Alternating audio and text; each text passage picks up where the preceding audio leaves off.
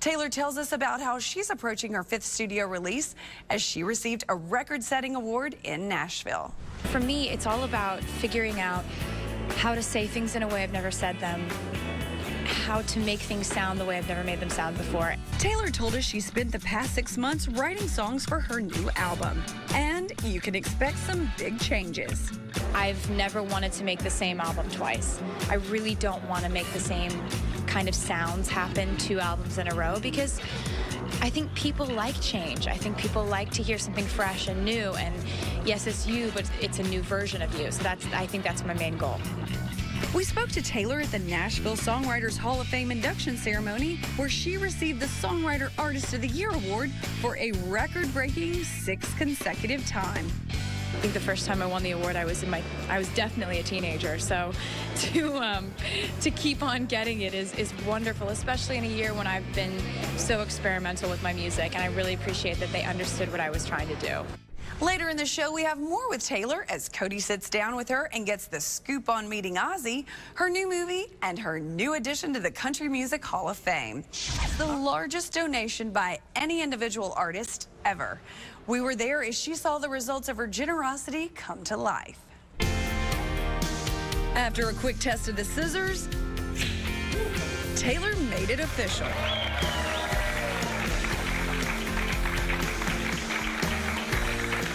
The Taylor Swift Education Center at the Country Music Hall of Fame and Museum was open for business. It contains classrooms and a learning lab, and there's an interactive gallery coming later. Right after the ribbon cutting, Cody sat down with Taylor to talk about the new center and a lot more. Your donation to the Hall of Fame could have really gone any direction. Why did you choose an education center?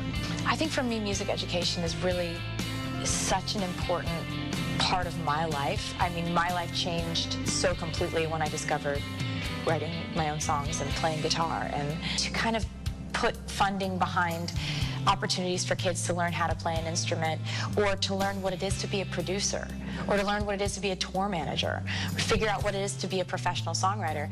I think that has always been a priority for me, trying to figure out different ways to teach kids about the music industry. Shortly after the weekend ceremonies, Taylor was headed for South Africa, where she'll shoot her part in The Giver, a movie starring Oscar winners Meryl Streep and Jeff Bridges. And will you have any scenes with Meryl Streep during the movie? I don't know. I know I have scenes with Jeff Bridges, but I don't know because they said that they're kind of going to let things unfold when we all get on site, which is really interesting and exciting. This winter, Taylor takes her Red Tour to Australia and England. She says the crowds aren't that much different overseas, except for one little detail. My name is like very differently pronounced in different countries, because up north here in America it's Taylor, and then in the south it's Taylor, and then it's in Australia it's Tyler, and then in England it's Taylor. So you can always kind of tell where you are just based on how people say like hello to me, and then they say my name and I'm like, oh, we're in Spain. And we couldn't let Taylor get away without asking her about meeting the infamous Ozzy Osbourne and the Osbourne family. Tell me about your run-in with the Prince of Darkness, Ozzy Osbourne. He loves you, apparently. It was unbelievable. I was shopping in LA, and my friend said, oh, the Osbournes are over there. And I was like, oh, cool. And I don't think I'd ever met them before, but I went up and just was like, hey, how's it going?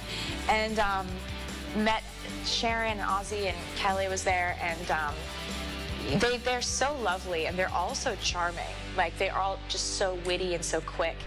Wouldn't you love to be a fly on the wall for that?